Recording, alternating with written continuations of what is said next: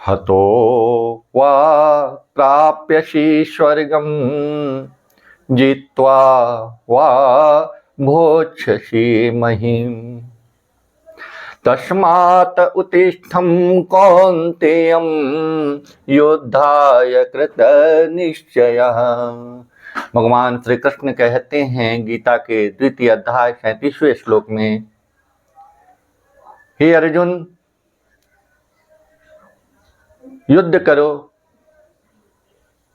अगर युद्ध में तुम वीर गति को प्राप्त होते हो तो तुम्हें स्वर्ग मिलेगा। अगर विजयी होते हो तो तुम धरती का सुख भोगोगे।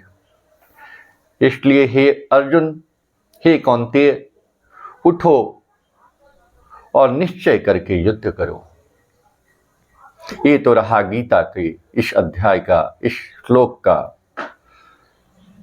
हिंदी अर्थ।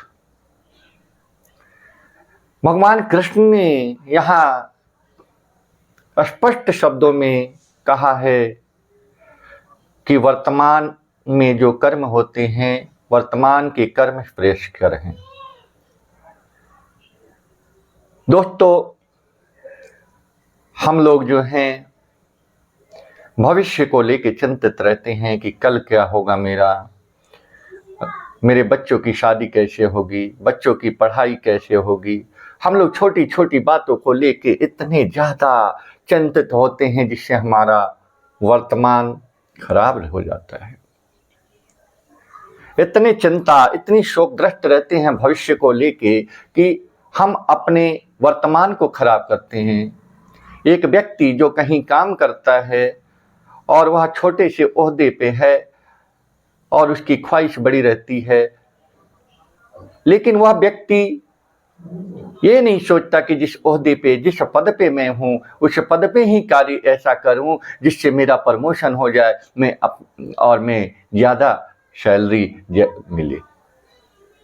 वह व्यक्ति काम तो कुछ नहीं करता, लेकिन अपने भविष्य के सपने इतने बुनता है वर्तमान को खराब करने के लिए। दिन रात उसके दिमाग में यही चलता रहता है कि कैसे क्या करूं, कैसे क्या करूं। लेकिन वो नहीं समझता है कि प्रकृति ने, भगवान ने, उस मालिक ने हमें जो कर्म दिया है उसको ईमानदारी से करके हम अपना वर्तमान सुधारें। अगर वर्तमान अच्छा होगा तो भविष्य निश्चित ही अच्छा होगा।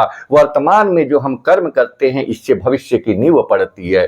अगर हम छोटे से पद पे हैं, ईमानदारी से काम कर रहे हैं, तो इसमें कोई शंका नहीं है कि हमारा प्रमोशन नहीं होगा, हमारी आमदनी नहीं बढ़ेगी। लेकिन हम जिस पद पे हैं उस पद से संतुष्ट नहीं हैं और भविष्य में बड़े बड़े सपने देखते हैं और चिंताग्रस्त रहते हैं, शोकग्रस्त रहते हैं और इसके चलते बीमारी लेके शरीर में बैठ जाते हैं, डिप्रेशन में आ जाते हैं। तो मेरे कहने का ये तात्पर्य यही था कि आप वर्तमान में जिस पद पे हो, जिस स्थिति में हो, उसको ईमानदारी से उस जो भी आपको दायित्व मिला है उसका निर्वहन करिए। देखिए आपका भविष्य अच्छा ही होगा।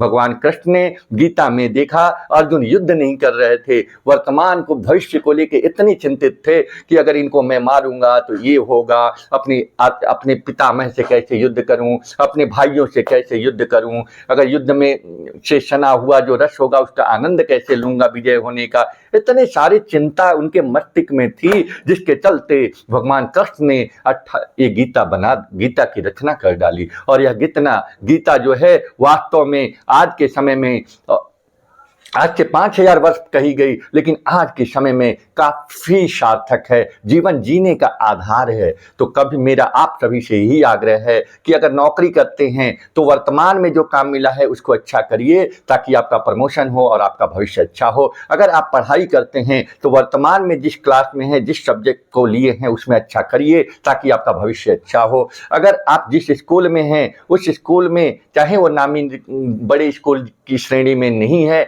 बड़े यूनिवर्सिटी की श्रेणी में नहीं है, लेकिन उसी यूनिवर्सिटी में ऐसा आप कर्म कीजिए वर्तमान में ताकि आपका भविष्य उज्जवल हो जाए और यूनिवर्सिटी का भी नाम उज्जवल हो जाए। हमें अपने आप को सुधारना है, अपनी वर्तमान को सुधारना है और देखो वर्तमान में जो दायित्व मिला हो उसको ईमानदारी से निर्वहन करना है। आप देखोगे कि जीवन में इतनी खुशियां आएंगी कि आपका भविष्य उज्जवल होगा और चिंता मुक्त रहेंगे। इसी के साथ मैं अपनी वाणी को विराम देता हूं। जय